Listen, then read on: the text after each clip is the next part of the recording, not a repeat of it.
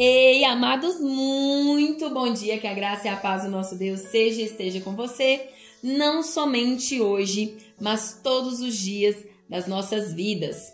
Queridos, quando lemos a palavra de Deus, descobrimos que Israel se dispersou por ter vivido um ensinamento mentiroso e hipócrita. No Antigo Testamento, vemos Deus tratar com Israel durante os 40 anos de deserto, ensinando-os e removendo do meio do seu povo todo o resquício de maldade e soberba, lançando sobre a terra famílias inteiras se fosse preciso. E isso porque Deus desejava um povo santo e separado, e por isso ele investia tempo e cuidado para com eles.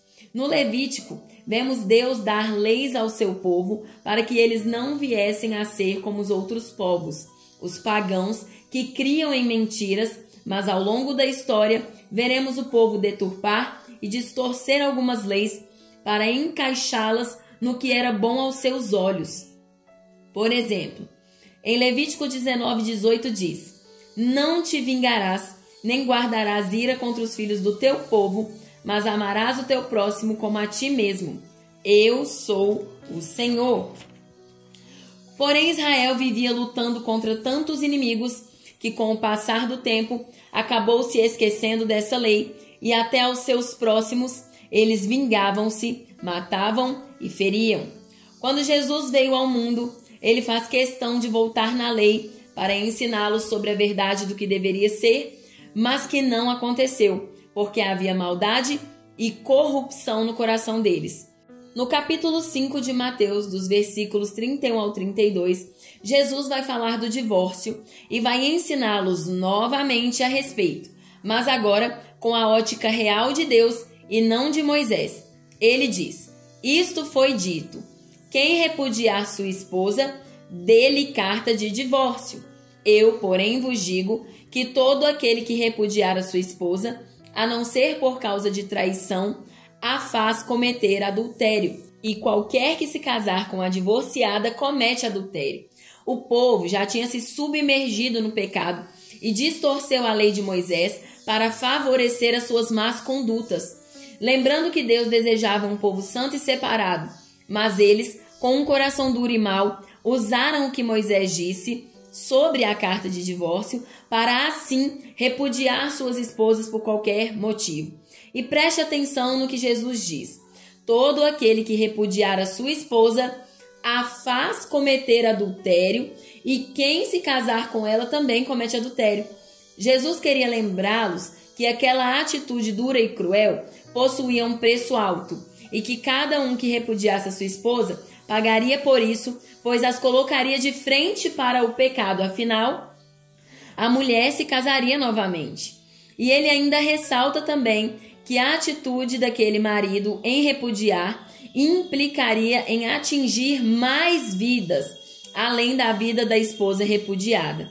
Mas o povo, ao receber a lei por meio de Moisés, a distorceu para que pudessem assim fazer a vontade do seu coração duro e congelado.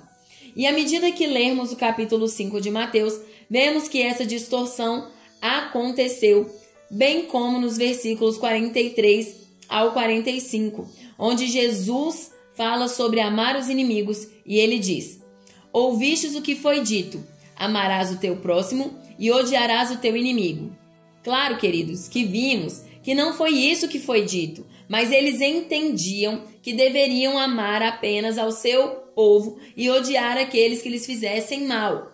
Mas com o ódio no coração, eles acabaram odiando até o próprio povo. E por que não dizer até o próprio Filho de Deus? Mas Jesus, porém, lhes disse: "Amai os vossos inimigos, abençoai os que vos amaldiçoam, fazei o bem aos que vos odeiam, e orai pelos que vos tratam com maldade e vos perseguem, para que sejais filhos do vosso Pai que estás no céu, porque ele faz que o seu sol se levante sobre maus e bons e faz chover sobre justos e injustos." Jesus veio ensiná-los a amar novamente, assim como veio nos ensinar, e por isso nos deixou a sua palavra. O inimigo usava de meias verdades para enganar o povo e assim afastá-los de Deus. Consequentemente, com o ódio sendo gerado em seus corações, eles cometiam atitudes terríveis contra as pessoas. E Jesus veio lembrá-los de que Deus não odeia a ninguém, seja mal ou bom, justo ou injusto, e fomos chamados para ser como Ele. Portanto, Jesus os lembra disso e os lembra de que existia uma conduta que lhes havia sido ensinada, mas que foi perdida, e essa conduta provinha do amor. Sem amor, eles repudiavam. Sem amor, eles amaldiçoavam. E sem amor, eles adulteravam. O amor se havia perdido, porque o inimigo os ensinou que valia mais satisfazer os desejos do coração do que agradar a Deus, buscando fazer o que ele ensinou.